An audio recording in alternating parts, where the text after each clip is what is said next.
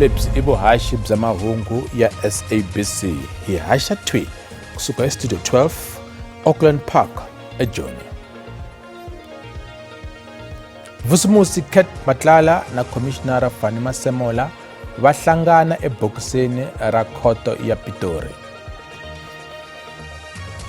Xipikara Thoko Didiza a andlala ximfumo xiviko xa phalaphala emahlweni ka Palamende. Vaka hina hi tlhela hlangana kan'we ka mahungu ya Xitsonga ka SABC 2 hi haxela ka channel ya mahungu ya SABC Lehaye hi vuhaxi bya DTT. Riperile nandzu ehenhla ka Vusimusi Kurt Matlala na 10 wa vahihliwakulobye lava katsaka Commissioner wa Maphorisa General Fanny Masemola wu yisiweka emaheleni ya n'hweti leyi taka. Matlala na Masemola a va ri swin'we ebokisini ku nga ro sungula kun'we na vahihliwa lavan'wana ekhoto ya Pitori. Vahihliwa hi milandzu yo hambanahambana mayelana na vukungundzwani bya thendara ya le xiphoriseni ya ntsengo ringana 228 million wa tirhandi leyi nga nyikiwa khampani ya Vusimusi Kurt Matlala ya Medicare 24. Huvo ya vuchuchisi va hlamusele vuenti matirhelo ya khoto. Muvulavuleri wa NPA Kaiser Khanyago u ri ntshamo namuntlha a ku ri ku hlanganisa Commissioner wa Maphorisa loyi a nga yimisiwa ku tirha na vahihliwa van'wana. Naswona ku tlhele ku kumeka ku vuxokoxoko lebyi nga ni huvo ya vuchuchisi a byi se tiyisisiwa. It was an appearance where we wanted to join accused number 17, who's the National Commissioner to this group, but also to indicate to the court that we have finalized our first phase of our consultation with accused number 1, Mr. Matlala, and coming out of that consultation, there's a lot of information that we need to verify. Khanyago u ri va tshunxekile emoyeni ku twa ku muhehliwa wo sungula Vusimusi Kurt Matlala u ta tshama ekhotsweni ra Kosimampuru. There was the issue that was raised about Mr. Matlala being here in Correctional Services Kosimampuru, which we support because it works in our interest so that we are able to do the second phase of our consultation with him. Loko a vulavula na vateki va mahungu ehandle ka khoto, Commissioner wa Maphorisa wa yima hi marito ya ku u hava nandzu. I can't say much more than that. So yeah, it's one of those things. I think there's more to it. I don't know what it is. Mutivi wa nawu u ri vumbhoni ehenhleni ka muhehliwa a byi enelanga. What his defenses are, I think we'll only hear in the course of these particular cases, of this particular case. Like everybody, he has a right to presumption of innocence, but I think we can say there is a reasonable suspicion, there is a prima facie case, and that's the reason that the state has put the element that he has. Vahehliwa hinkwavo va tshunxiwe hi bail handle ka Vusimusi Kurt Matlala loyi a nga ekhotsweni. N'wankumi wa mathekisi wa le Mpumalanga Joe Ferrari Sibanyoni wa ha tatama a ri exitokisini. Sibanyoni na vahihliwakulobye vambirhi a va ri ekhoto ya le ka vona eKwaggafontein kwa Mhlanga. Va ri vanharhu va langutene na milandzu yo koxa mali eka n'wamabindzu wo karhi hi ku tirhisa tindlela to n'wi chavisela. N'wamabindzu u hehla leswaku Sibanyoni na vahihliwakulobye va n'wi hanyisa ku tika eka mabindzu ya yena tanihileswi va tshamelaka ku n'wi koxa mali handle ka swona a nge koti ku tirha. Kotara Sibanyoni, Advocate Sean Abrams, u xungete ku Sibanyoni a nga ha ya ekhoto ku ya risa n'wamabindzu loyi a nga n'wi mangalela emaphoriseni tanihileswi a landzelaka swihehlo leswi. Vachuchisi va kombele ku nyikiwa nkarhi wo ringana vhiki kambe Magistrata David Erasmus u pfumele ntsena ku va nyika nkarhi ku fikela Wavuntlhanu wa lowu taka wa vhiki leri laha Sibanyoni na vahihliwakulobye va nga ta kombela bail. Hari etikhoto murhangeri wa vandla ra National Coloured Congress Fadil Adams u landzula swihehlo leswi a nga hehliwa hi swona ekhoto ya Pinetown eKwaZulu-Natal. Adams u hehliwa hi ku sivela voko ra nawu na manyala. Swihehlo leswi sukela eka loko Adams a vhakele wanuna loyi a nga pfumela ku va a dlaye xirho xa ANC Sindiso Magaqa loyi a ri ekhotsweni ra Westville. U vula ku va a fika ekhotsweni leriya Adams a lava ku kuma vuxokoxoko byo karhi kusuka eka mubohiwa naswona a lava ku tiva na statement kusuka ka mubohiwa lowuya. Adams u byele khoto leswaku yena a endla ntirho wa yena tanihi xirho xa palamende naswona u ri a swi bohi ku va kuma mpfumelelo wo karhi ku endla sweswo. Hi le tlhelo vachuchisi va kombe khoto tivhidiyo a karhi a hlekula maphorisa va hehla leswaku Adams a nga xiximi nawu wa tiko na ntirho wa maphorisa hikuva a honise ku tihlanganisa na maphorisa hambiloko a ta va a kume xileriso xo endla tano. Fadil Adams u le xitokisini naswona u ta mahlweni no endla xikombelo xa bail. Xipikara xa palamende Thoko Didiza u andlele xiviko xa section 89 lexi nga bumabumela leswaku palamende yi simeka komiti yo kanena loko swi fanele ku va president a susiwa exitulwini. Xiviko xi lavisisa makhomelo ya president Cyril Ramaphosa mayelana ku yiwa ka mamiliyoni wa tirhandi hi $, hi lembe ra 2020. Xiviko xi kume leswaku matikhomelo ya president ya vile yo biha swinene. Goza ra xipikara i ku landzelela xiboho xa khoto ya vumbiwa leyi nga lerisa leswaku komiti yi simekiwa ku languta loko swi fanele ku va president a ta fanele ku susiwa exitulwini. Hi le tlhelo president u vulavule na tiko hi madyambu ya Musumbhunuko laha a nga kombisa makungu yo ya ekhoto ku ya endla leswaku xiviko lexiya xi vekiwa etlhelo. President u te xiviko lexiya xi tele hi mavarivari na swihoxo swo tala hi tlhelo ra nawu. U tlhele a ku president a nge tshiki ntirho yena. Kasi ku semahlweni hungu lera phalaphara na xiboho xa khoto ya vumbiwa kwale studio hi na mutivi wa tipolitiki Professor Ntwanano Mathebula va University ya Joni. Prof, hi sitwini namuntlha ku ri xipikara se va andlile ximfumo xiviko lexi xa phalaphara xa section 89 kusuka laha ku yiwa kwini ku langutiwa yini Ndzhenga? Inkomu swinene ana vhele tanihi laha mi vulaka hi sitwili va ri karhi va andlala ra vumbirhi hi twe va ri karhi va boxa magoza kumbe switepe leswi nga ta tekiwa leswaku va fikelerisa leswi khoto ya vumbiwa va nga va lerisa swona. Tanihi laha hi swi tivaka leswaku ku hava na xin'we eka nkarhi lowu lexi va yimisaka ku va va implementa leswi khoto ya vumbiwa yi nga vula swona. Hi swi twe kahle leswaku tatana Ramaphosa va ri karhi va hlamusela leswaku va lava leswaku xiviko lexiya xi ya bakanyeriwa etlhelo kambe a xi se bakanyeriwa etlhelo application yaleyo a yi se endliwa. Hi nga tivi hi twe leswaku va ta va lavisisa ku twa goza ra xinawu ri leswaku ku ya emahlweni ku endlisiwa ku yini leswaku va nga hatliseli ku ya yisa magoza lama impeachment amahlweni leswi nga ta swi ya kondana kumbexani ku coincide na ku tlhontlha loko ya ka president Ramaphosa. I nkarhi wo tsakisa swinene hi hala tlhelo hi twe vandla ra African National Congress na rona ri karhi tshama ku lava ku twisisa leswaku hi xihi xitandhaku xa xiboho xa khoto leyi ya vumbiwa lexi kambe hi twe na mavandla ya tipolitiki na wona ma ri karhi ma hlamusela leswaku va hlome matlhari va lava leswaku goza leri yisiwa emahlweni epalamende ku nga ha ri na ku hlwerisiwa. Prof, tanihiloko mi vula ku ri mavandla ya tipolitiki va lava ku goza leri yisiwa mahlweni ku simekiwa impeachment committee ku va president va kombise ku va lava ku teka xiviko lexiya xa bakanyeriwa etlhelo ekhoto xana swi nga va swi sivela palamende ku na yona yi pfa yimenyani hi makungu yo ku simeka committee ya impeachment? A swi tikombisi swona hikuva hi twe manana Mandisa Mahe va hlamusela leswaku until xiviko lexiya xa bakanyeriwa etlhelo ku hava lexi xi yimisaka palamende ku ya emahlweni. Hi nga tivi tanihi laha ni nga hlamusela leswaku leswi lava va twisisaka kahle swa nawu ku lava ku tiva leswaku a ku nge vi na ku kwetlembetana eka tiphurosese leti mbirhi ke kambe laha hi nga tshama kona sweswi hi vulavulaka ku hava na xin'we lexi yimisaka palamende yo mhaka hi nga twa xipikara manana Didiza va ri karhi va andlela makungu ya lawa va lava ku endla leswi khoto ya vumbiwa yi nga va lerisa swona. Maloko landzelela logic hi nga va yi veka kwi logic va yimanyani xiviko xa vona kumbe va twa mbuyelo wa khoto ya ku bakanya xiviko lexa etlhelo? Ni vulavula so hikuva ni twe murhangeri wa vandla ra Rise Mzansi a vula ku vona tanihi swilo swa palamende swi nge pfuni nchumu loko sungula namuntlha va sungula ku teka goza ra ku simeka impeachment committee hikuva goza leriwani ri baseriwe ka xiviko lexa section 89 xa phalaphara. So ako a swi ta antswa va yima va yimela ku twa mbuyelo wa ku ya xiviko xa setiwa aside kambe a vula leswaku loko vo sungula vona va teka magoza lama halfway laha ndleleni swi nga endleka kuma ku loko president vo humelela va ta va tlangise nkarhi na mali.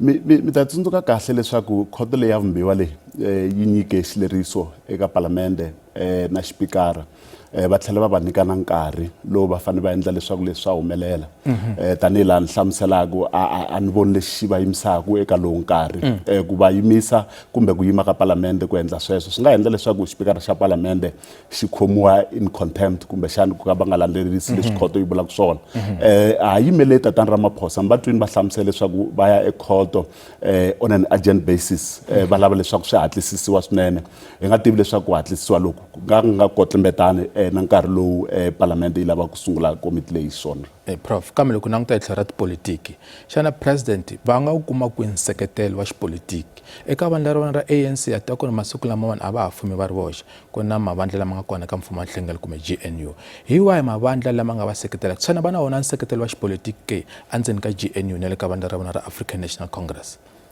a hi sunguleni hi languta eka vandla ra African National Congress a swi tiva leswaku hi awara tsevu ndenga walowu National Executive Committee ya ANC yi ta va yi ri karhi yi tshama ku njekisana hi timhaka leti loko mo tlhela eka lembe ra 2022 a ku ri na ku avana exikarhi ka van'wana palamende va vandla ra African National Congress leswaku van'wana va ri karhi va hlamusela ku xiviko lexi a xi adoptiwa van'wana va ri karhi va bakanyela etlhelo vandla ra African National Congress laha hi vulavulaka hi kona mintlhari na ku avana lokukulukumba swinene loko hi nga ta ka hi nga ku bakanyeli etlhelo mbatwini varhangeri vo fana na Tatana Mbeki va hlamusela leswaku ingaku hi ku ya hi mavonelo ya vona vandla ra African National Congress a ri fanele ri endle leswaku Tatana Ramaphosa va ta hlamula kambe xin'wana lexi xi vonaku xi ri karhi xi endla leswaku leswi hambana na hi 2022 hikokwalaho ka ku sweswi hi le ka mfumo wa nhlengelo mimatwini mavandla yo fana na Democratic Alliance va hlamusela leswaku vona a va nge yimi na leswaku ku endliwa vubihi ku va vona i vandla leri yimelaka nawu hi twe van'wana va inkata Freedom Party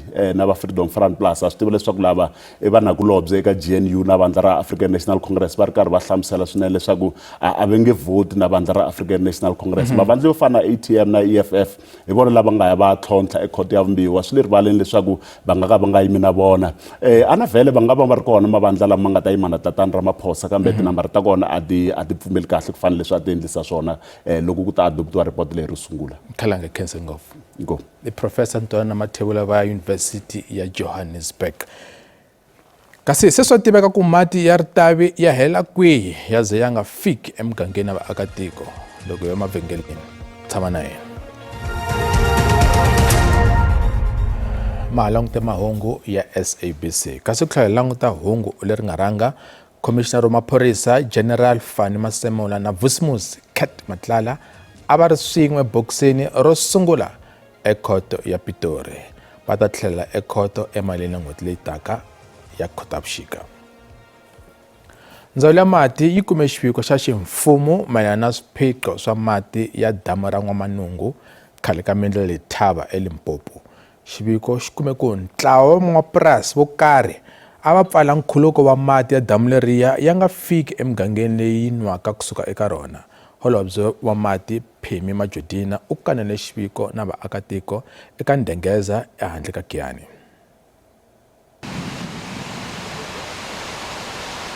Xiviko xi tiyise ku van'wamapurasi lava va koka mati edan'wini a ku ri vona a va endla leswaku damu ri nga tali. Amongst other things that are the findings is that there are dams upstream that take a lot of water, hence the Letaba dam was not filling up.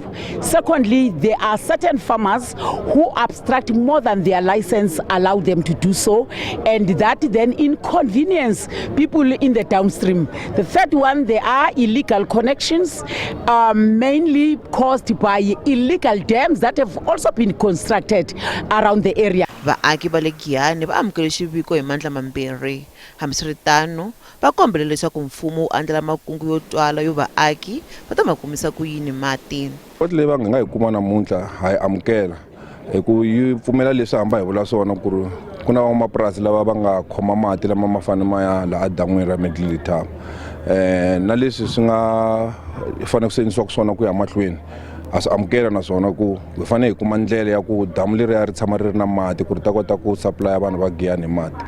A hi langutele report leyi a yi fanele loko va hi summarizela yona kumbe va hi komisela yona hi ku a va hlayangi the whole 385 pages a va fanele va hi komisela yona va hi byela ku n'wamapurasi loyi a hehliwa hikuva a bloke mati ku mati ma nga yi ka vanhu hi swona leswi kahlekahle vanhu a va tele swona ka siku ra namuntlha. Ndzawulo ya mati na nkululo yi ri kusukela sweswi va langutisa makungu yo vaaki va kuma mati yo ringanela kotara yin'wana na yin'wana ya lembe.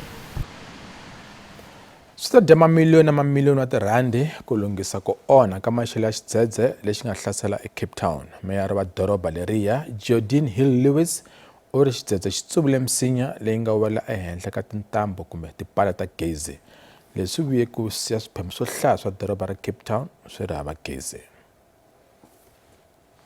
Hi rin'wana ra mabubutsa ya matimba doroba ri nga va na wona eka malembe lawa nga hundza, naswona swi onhe swinene. Magidigidi ya vaaki va ha ri ku tikeriweni hi mati lawa ya nga tata mapatu na makaya ya vona. The water was up till there by the steps, here by the car, in by the car. So it's actually very bad. And every time the workers come, then they leave, come and leave, come and leave for the whole 3 days. They just come and they leave. And we can't even go out to do nothing. Must just stay inside. Mikhukhu leyi nga ehansi hi yona yi nga hlaseriwa ngopfu laha makaya yo tala na sweswi ya nga mbomomela ematini. We've literally got thousands of trees across the city that have fallen down. They've knocked over thousands of power cables.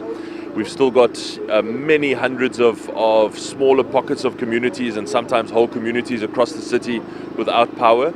And I want to say thank you to residents for their patience. Our teams are working on those, all of them at the same time, as many teams as we possibly can. Matshalatshala yo lunghisa gezi no humesa mati ya yisa emahlweni. Ku khume wa vanhu ku katsa wansati endzhaku ko vumburiwa ka feme yo endla swidzidziharisi epurasini ra le Swartrakens eNorth West. N'wini wa purasi a nga ri kona loko maphorisa ya fika. Vo hlaya lava nga khomiwa i vanhu vo huma etikweni ra Mexico. Maphorisa va ri swidzidziharisi leswi endliwaka femeni liya swi durha ku tlula 200 million wa tirhandi. Ndhawu yo endla swidzidziharisi leyi durhaka mamiliyoni yo tala ya tirhandi yi endla swidzidziharisi swa crystal meth. Va hlasele hi maphorisa lava va ri ka pfhumba ra vonhlori.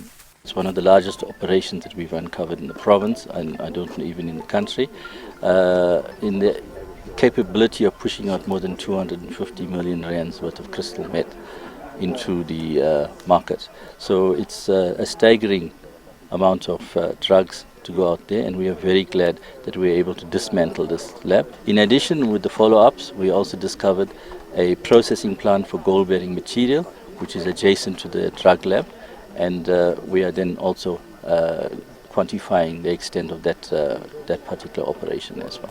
Vunyingi bya ehleketeleriwa lava nga khomiwa i va le Mexico kasi lavan'wana va huma eMozambique, Zimbabwe ni maAfrika-Dzonga. Something out of the ordinary needs to be done for us to respond to these problems of foreign nationals that we are faced with. Last year, in the area of Zeerust, we have discovered a drug bust of around 32 million. At the center of it, it was undocumented Tanzanians. Again, here, we are in this farm 2 kilometers away from Swartrakens. We are having Mexicans that investigation will ensue, but I can tell you that you are going to find that they are not documented. Teriwe ku ya ekhoto hi Ravuntlhanu.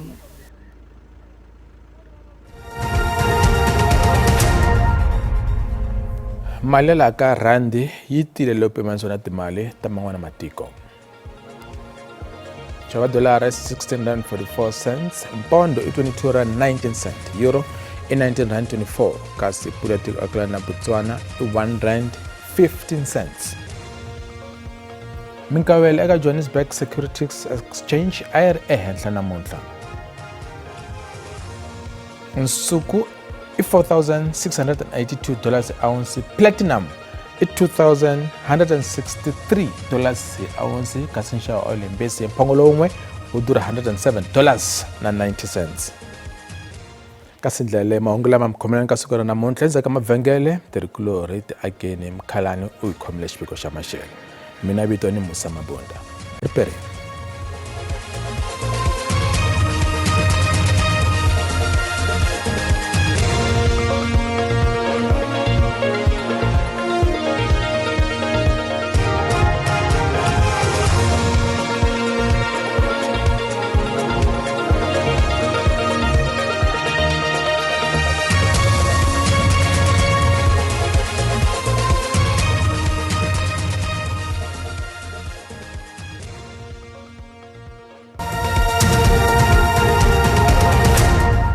Inkomo Mabunda riperile a langutise leswaku maxelo ya tshamise ku yini madyamba namuntlha loko hi langutisa kwala xifundzeninkulu xa KwaZulu-Natal kasi na kwala xifundzeninkulu xa Free State kona ku langutele mpfula yo vevuka leyi nga ta va yi kha ri kwala ka 30 wa ti-percent ku langutisa kwala Eastern Cape kona ku langutele mapapa lama nga ta va ma ri kona kasi mundzuku nakona mpfula yi ta va yi kha ya emahlweni loko langutisa kwala xifundzeninkulu xa Limpopo kasi na Mpumalanga kasi na kwala xifundzeninkulu xa KwaZulu-Natal nakona ku langutele mpfula yo vevuka leyi nga ta va yi ri kwala ka 30 wa ti-percent a langutiseni leswaku vavumbi va maxelo va hi lemukisa leswaku ku ta va ku ri na moya wa magandlati lowu nga ta va ri kona kwala xifundzeninkulu xa KwaZulu-Natal if relela yi fika kwala xifundzeninkulu xa Western Cape kasi ku langutisa kwala Eastern Cape kona ku languteliwe moya wa matimba lowu nga ta va wu ri kona a langutiseni leswaku swilemukisa swa emahlweni na mundzuku kwala xifundzeninkulu xa KwaZulu-Natal moya wa matimba na magandlati ta va kha ya emahlweni a langutiseni leswaku maxelo ya tshamiseke ku yini kwala xifundzeninkulu xa Gauteng kona ku la nga ta va kha ku kufumela eka tindhawu tin'wana Pretoria 23 kasi langutisa kwala Johannesburg nakona ku ta va kha ku kufumela i famba ka 21 wa ti-degrees a langutiseni leswaku maxelo ya tshamiseke kwala xifundzeninkulu xa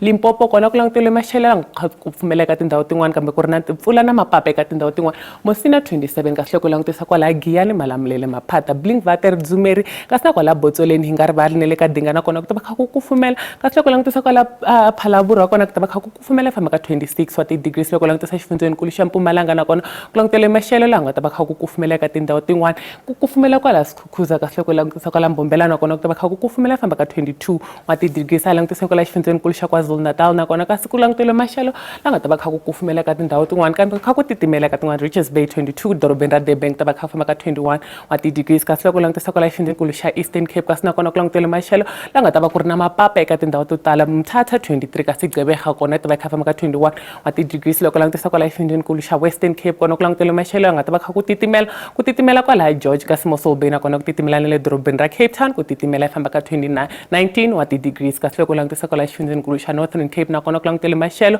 kasi Springbok 21 Upington 23 Kromani kona ku ta va kha ku famba ka 20 wa ti-degrees loko langutisa kwala Free State nakona ku langutele maxelo nga ta va kha ku titimela kwala dorobeni ra Bloemfontein Welcome nakona ta va kha famba ka 24 wa ti-degrees kasi loko langutisa kwala xifundzeninkulu xa North West kasi nakona ku langutele maxelo la nga ta va kha ku kufumela kwala Rustenburg kasi loko langutisa kwala Mahikeng nakona ku ta va kha ku kufumela famba ka 22 wa ti-degrees kasi loko langutisa kwala Tuskana le Vryburg nakona ku ta va kha ku kufumela kasi yalawa yi ri maxelo na mina Ntombi ya ka Mkhalani riperile.